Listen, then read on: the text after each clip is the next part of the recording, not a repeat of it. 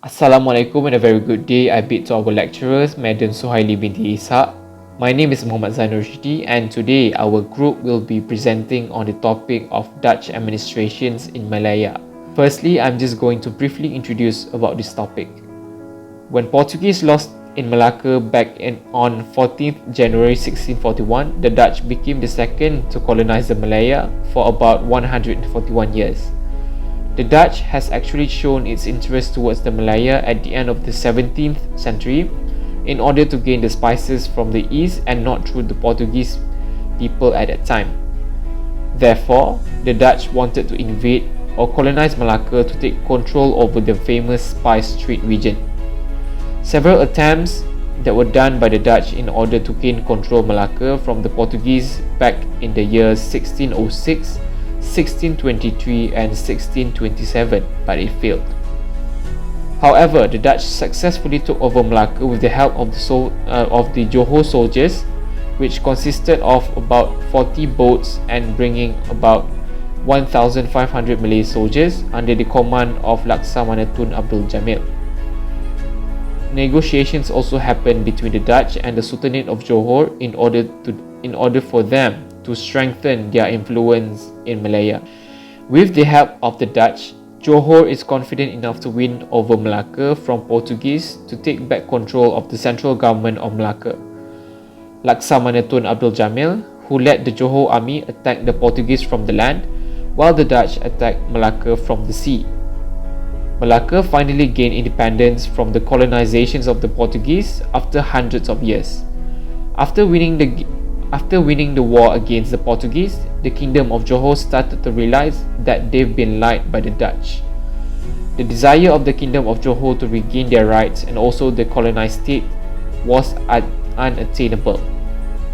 This is because the Dutch did not hand over the state to Johor, and instead the Dutch set up a government in Malacca. Malacca was an important strategic outpost for the VOC or Dutch East India Company, as it was situated on the main trade route to the Far East, like the Spice Islands, China as well as Japan. Soon after invading Malacca, the Dutch entered into trade agreements with several Malay Peninsula states to acquire tin, like Kedah in the year 1642, Ujung Salang 1643, Bangkri, Perak 1645. A Dutch outpost was established in Perak as a result of this, but the garrison was killed and the outpost was destroyed by the Malays in 1651. Even the factory at Ujung Salang, which had been built in 1660, was demolished. The Dutch built the Stadius, a massive imposing structure that serves as the administrative center and residence of the governor of Malacca in the 1650s. However, the presence of the Dutch in Malacca with the desire to collect resources from the native land as much as possible is clearly making the Malays not satisfied with them. By the 1660s, the Dutch-Malacca trade had diminished and the relations with the Malay states had deteriorated. With the declining populations among the foreign traders of Malacca, it opened up the only chance of Johor to open up their own port and as a trade center in Riau. Seeing the glory of Riau, it made the Dutch governor realize that the influence of the Dutch in Malaya is declining and slowly the Johor state becoming the leading government of the Straits of Malacca, overpassing the glory days. Hi and Assalamualaikum. My name is Najwa binti Abdul Razak and today I'm going to explain about the Dutch administrations in Malayan. As we all know that after 130 years of colonizing Malacca, Portuguese colonization came to an end and the era of Dutch colonization began. The spice trade dominated and monopolized by the Betawi on the island of Java were conquered by the Dutch in 1619. Betawi has been used by the world trader as the substitute for Malacca as a trading port. As we all know, the Dutch attacked Malacca several times to ensure that the Portuguese dominance in Southern Asia was lost forever. In 1641, they have defeated the Portuguese with the assistance of Malayan Sultanate governor of Johor Royal Heritage. As a result, the Dutch attempted to gain monopoly power over the purchase and sale of tin ore, which is also known as biji timah in Perak.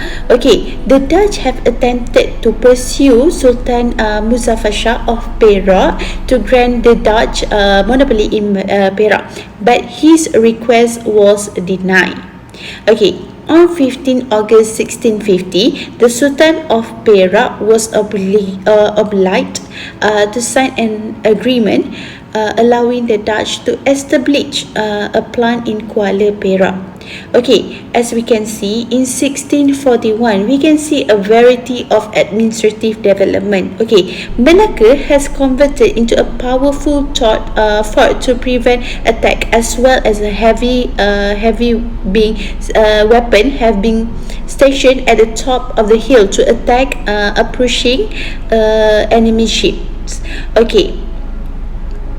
The Dutch and the Portuguese fleet also exchanged artillery fire. The Netherlands tried to control trade through the Straits of Malacca and export tin from Malaya. Okay, we can see here the Dutch administration headed by a governor was soon formed. At the secondary levels, there is a chamber consisting of collector, fiscal, mayor, top machines, and secretaries, a chamber of justice, and also a special chamber.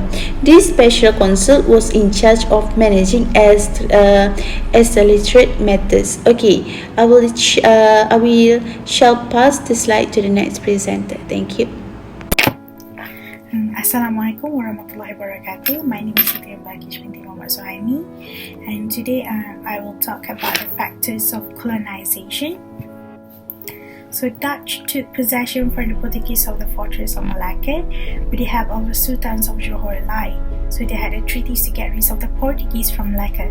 But behind the great stories of the Dutch told, the reality comes from the losing influence because the Dutch were instead expecting something different from the peoples of Malacca. So the main reason for the colonization was to expand its power through the Asia. So they had formed the Dutch East India Company, which is also known as VOC, on 20th of March 1602. So their main goals were to monopolize the spice trade, especially in the tin production, which means that they need to colonize the Malacca, which was under the Portuguese. To ensure that the Dutch could dominate the trade market, so they must expel the Portuguese from Malaya. So the Dutch had treaties with the sultanates of Johor, and finally they are able to colonize the Malacca from the Portuguese. So the Malacca was known as a famous port, which was the main trading port where the people from the worldwide will come and meet with each other to trade. So other than that, the Malacca port was known as the port with a strategic geographical location, which was used by the seafarers and also traders traveling from the east and also the west. So the port generally had calm water throughout the year, except for the general trends during the period. When it comes to the bad weather, in which the wind comes from the northeast, the peninsular east coast is heavily affected during this time. Meanwhile, in Malacca and also the west coast of Peninsula are relatively calm during this period because of the Titiwangsa Range hinders the Malacca. So Malacca is also known as the gateway of Spice Island, but the Dutch had other intention. In the Baghdadi years, whoever has the power to succeed in controlling the Straits of Malacca, it will be the one who holds the power to regulate the movements of the world trade. So Malacca remained one of the leading trading bases for the Dutch East India Company, which is VOC. So their intention was actually not the spice, but it is for the tin production. So the VOC had concluded the treaties with the other Malay states, which is also known where they have the phosphorus states in the tin production. So, the Dutch and the other Malay states built the forfeited war warehouses along the Straits of Malacca and collected the tax from the tin traders. So, Perak had the most significant supplies for the tin product. It is protected and stored in the Dutch storages in 1670.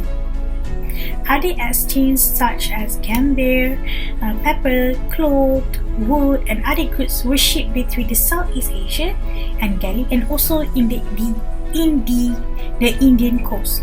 Okay, that's all from me. Thank you. Good morning to Madam Suhaili. I'm Shabina Dura. Today I'll be presenting on the effects of Dutch administration in Malaya. The effects of Dutch administration can be acknowledged in two main different perceptions, which are politics and economics.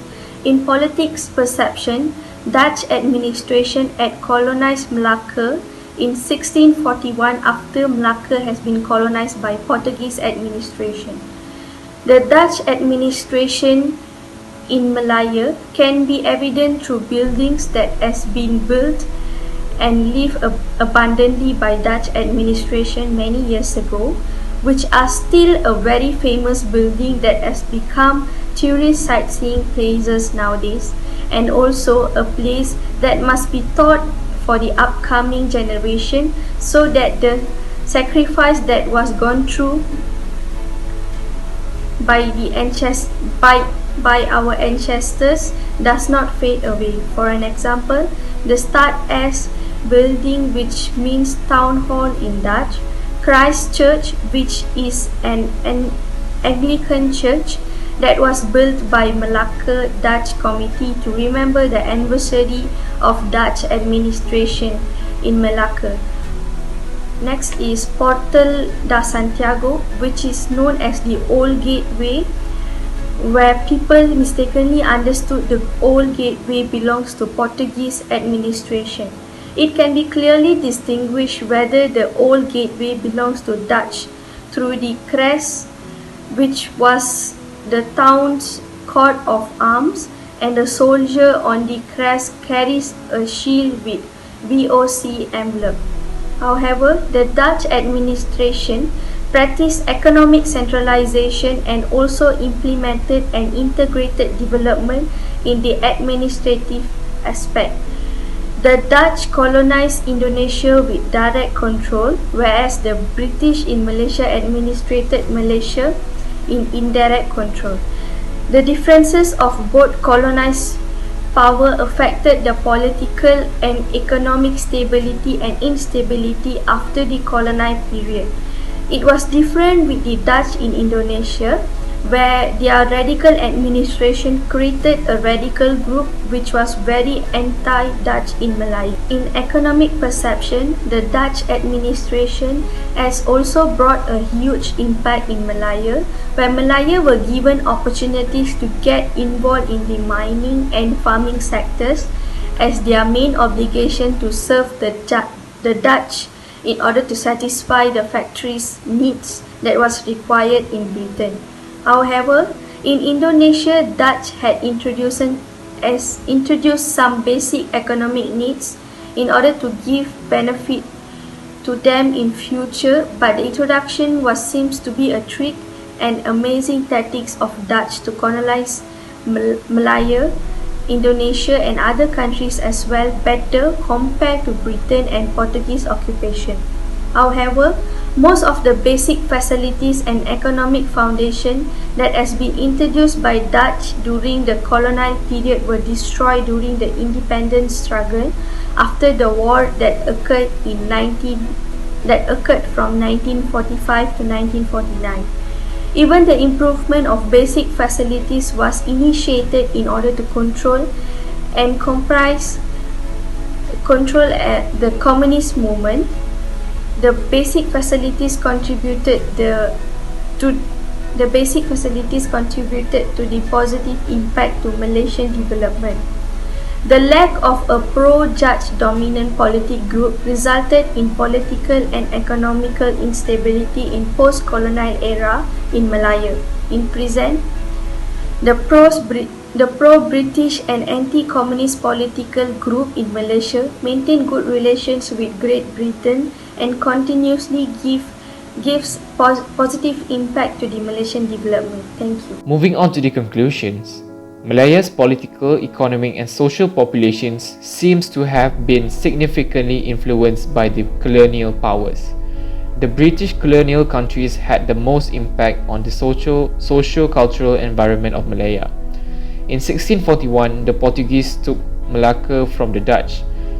The remains of the building constructed during the Dutch colonial era, such as the Stadius in Malacca, Kota Netherland or Dutch Fort at Pulau Pangkor, are part of the legacy of Dutch colonial in Malaya. Understanding this will help people become more aware of the presence of a high society in the past. As a result, we wish for the new generation is that for them to understand and appreciate for the country's past, as well as to further reinforce the homeland's identity. As citizens, we must understand the origins of our own country, and with this understanding, we will be able to create citizens who value their country and do not easily forget themselves while visiting the land of the people. Thank you.